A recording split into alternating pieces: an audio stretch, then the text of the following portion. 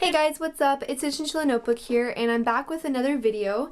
So this week's video is going to be on how to start a pet YouTube channel. I just thought I would do this video because I'd say I have a pretty good amount of experience being on YouTube and having a pet channel. So I've had YouTube for about a year and a half or 2 years. I started it back in 2016, so I think almost 2 years. So yeah, I'm going to just be sharing my tips with you guys for anyone who's curious on starting a YouTube channel for their small pets. This is not just for chinchillas, this is for any kind of animal or pet that you have that you want to start a channel on. So I have some tips that I'm going to be sharing with you guys and, you know, guiding you guys along if you are interested in starting your own channel. So Merlin's kind of energetic. I think I'm going to set up playtime and let him out, even though it's not time for playtime. So the first thing you're going to do is ask yourself why. Why do you want to start a YouTube channel and what's your reason? Now, if your reasons are not good, if they are for making money, for getting views, for getting popular, famous, whatever, I mean, I don't know how you can really get that popular or famous with your pets, but anyway, if that's your goal, especially to make money, then you're going to be not in YouTube for a long time and you're probably not going to be very successful. You should have a goal in mind when you start a YouTube channel, and my goal is to inform people properly about chinchillas, and then I also really enjoy it, and he wants to chew my pants, and then I also really enjoy it. So if you are getting into YouTube for the money, for the views, for the fame, then you're not going to last very long, and you're going to see that you're going to burn out pretty fast. So get into YouTube for the right reasons, which is to have fun and to show your pets to people and to inform people. Okay, the next thing is you're going to need to know how YouTube works. So I'm just going to try to, I'm a little distracted with Merlin everywhere right now. But how YouTube works is basically you upload videos onto YouTube and anyone can see them if you put it as a public video. And anyone can see your channel if it's public. Basically, you're just sharing content with people and viewers from all over the world. I don't know like every little up and down about YouTube, so he's doing this camera strap now. So if you guys really want to know, you can either look up some videos on how YouTube works. I might link some down below, or you can just kind of explore YouTube and learn for yourself. It's not that complicated. I know I'm kind of technologically impaired, so when I was trying to learn how to use YouTube and upload videos, it was a little bit difficult, but it's really not that hard. YouTube makes it pretty simple for their users, for their for their video makers. And the next thing is, actually this is a very big part of starting a YouTube channel. It is the camera equipment and the editing software. Okay, where is Merlin now? So obviously you're going to need something that you can film your videos on and upload them onto YouTube. So as far as filming, I used to film with my iPad. My iPad's an iPad Air 2 and the camera is really, really bad. And if you'll know that, what's he doing? You'll know, he's trying to take a dust bath inside his hut. What in the world, Merlin? What in the world?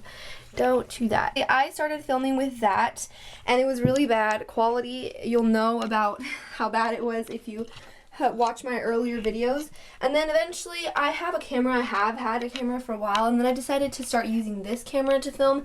And even though this is an old camera, it's about 8 years old, it's a Canon, but the video quality is still a lot better, like the pixel qualities. So yeah, you're gonna need something to film with. If you have an iPhone cameras are significantly better than iPad cameras. So if you want to use your iPhone when you're first starting out with your pet channel, then that could work. Just make sure that you get a pretty good camera quality, because people tend not to stick to more videos if your quality is just super bad. They want to be able to see what you're doing in the videos and see what's being said. So I'm not telling you need to go out and spend $500 or a couple $100s on some good camera equipment, because really all you need is a good camera with pixels that are going to be good so that you can upload videos nicely for people to see what you're doing. I was lucky enough to have this camera. My dad gave me this camera a couple years ago, so this is what I use now. But you know, you can buy a camera if you want to. You can get some pretty cheap ones. I will try to find mine online. I'm not sure if they sell them anymore because it's pretty old. But I'll try to find some pretty good video cameras and I'll link them down below. As far as camera equipment, you just need something good quality to use to film. And the next thing is editing. So editing is a very big part, something that a lot of people don't even think about. but that you're gonna need to think about. For my videos, I use iMovie. It's free on Apple's. I think that's the only way you can actually use iMovie on Apple products. So I used to use iMovie on my iPad when I was filming with my iPad, but now I just use a MacBook computer. I pay nothing for it. It just comes free from the App Store for Apple products. So there are some really nice editing software such as Final Cut Pro, but that costs a lot of money. So I don't know, you can look up different kinds of editing software, but you don't actually have to pay any money for some of them. You can get some, if not free, then for cheap. So yeah, that's definitely worth looking into. You're gonna need something to edit your videos with because you want to make them appealing and nice to watch. Also, there's a lot of my videos that I need to edit out because sometimes I just need to pause and get my thoughts together when I'm talking, so that's nice to have an editing where I can just cut out some part where I need to. The next thing I'm going to talk about is content and your content that you're going to be filming. So the biggest thing is the quality of the content. You can have a pretty bad camera like I used to and not a very good software, editing software, but if you have quality content, that's all that matters. Like it's extremely important that you have good content, especially if you're going to be talking about animals and trying to inform people about the animal that you have or whatever you're trying to do. You need to know what you're talking about. Don't misinform people because that is the biggest thing that some YouTubers do, and I'm just like, what in the world? They inform people incorrectly and they just don't get the right information. If you're gonna say anything on YouTube and do a video about it, you need to know what you're talking about and you need to know like the right, correct information about it. So obviously I'm not a professional, I'm not a veterinarian, I don't know the anatomy inside and out of a chinchilla, but I do know a lot, and I know that my information is correct because I've gotten it from good sources, from veterinarians online, and you know, all sorts of sources on YouTube and other chin owners. So if you are gonna do videos on it, you need to make sure that you're uploading quality content on your videos and constantly making sure that you're not misinforming people. And there will come times when you make a mistake, like I have made mistakes before. I've used a hay ball and I accidentally said that some kind of bedding I think was bad for chinchillas when it actually wasn't. So there's a couple things that sometimes I get wrong. You know, I'm not perfect now, I'm just a person, but you know, for the most part, make sure you're giving out quality content. The next thing is the don'ts on what you should not do when starting your YouTube channel. Never comment on other people's videos asking for subscribers. So I see this so much, and honestly it just bothers me because not only are people going on someone else's video and going into their comment box and just commenting, asking people desperately for subscribers, but not only that, but the thing is you're gonna kind of come off as annoying and also just like desperate. Like, people will subscribe to you if they want to. In fact, I never say in my videos to subscribe to me because honestly, if you want to, you can. I don't need to remind you. You can make that choice for yourself. But as far as commenting on other people's videos or asking for subscribers, just don't do that. It's not gonna help you get anywhere. You want people who actually want to be subscribed to you.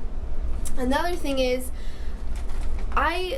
I don't think there's anything very wrong with this, but don't ask a ton of people for shout outs all the time.